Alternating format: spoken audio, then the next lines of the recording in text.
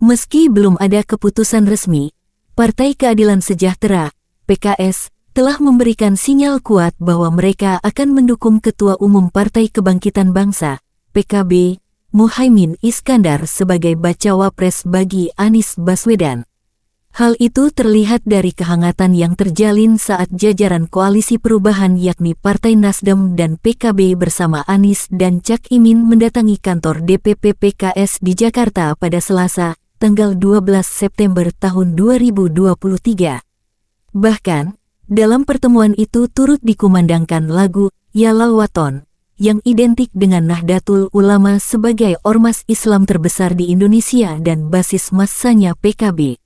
Diketahui, salah satu keraguan akan terjalinnya koalisi antara PKS dan PKB yakni berbedanya ideologi kedua partai tersebut meski sama-sama berlandaskan Islam.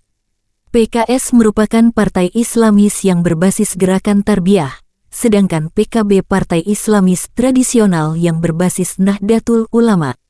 Lantas, seberapa solid basis massa koalisi perubahan untuk memenangkan Anies dan Cak Imin pada Pilpres 2024?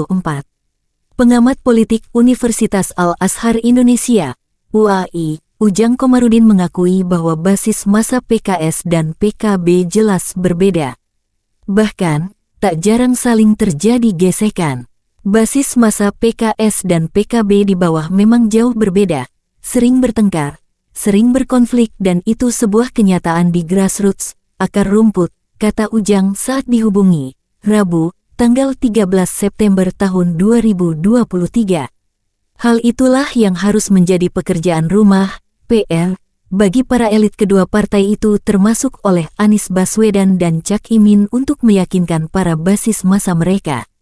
Pasalnya, politik adalah soal kepentingan sehingga PKS dan PKB harus bersatu, termasuk di level akar rumput jika ingin mencapai tujuannya pada 2024 nanti. Soal solid atau tidaknya ya kita lihat nanti aja ke depannya. Tergantung di atasnya, kalau yang di atasnya itu PKB dan PKS bersatu maka di bawahnya bisa mengikuti meski kemungkinan masih ada ketegangan, kata Ujang. Karena politik itu kan soal kepentingan. Kalau kepentingan mereka sama, ya bersatu tapi kalau kepentingan beda, maka ada kemungkinan saling gebuk, kata Ujang. Karenanya, menurut Ujang soal soliditas massa PKS dan PKB tergantung seberapa besar pemahaman yang diberikan di tingkatan elit untuk meyakinkan para basis massanya.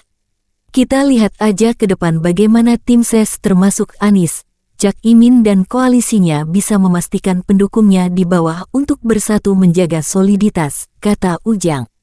Sebelumnya, saat bersilaturahmi di DPP PKS, Cak Imin optimistis partainya bisa bersatu dengan PKS di dalam koalisi perubahan kendati ia menyadari kedua partai itu memiliki basis ideologi berbeda.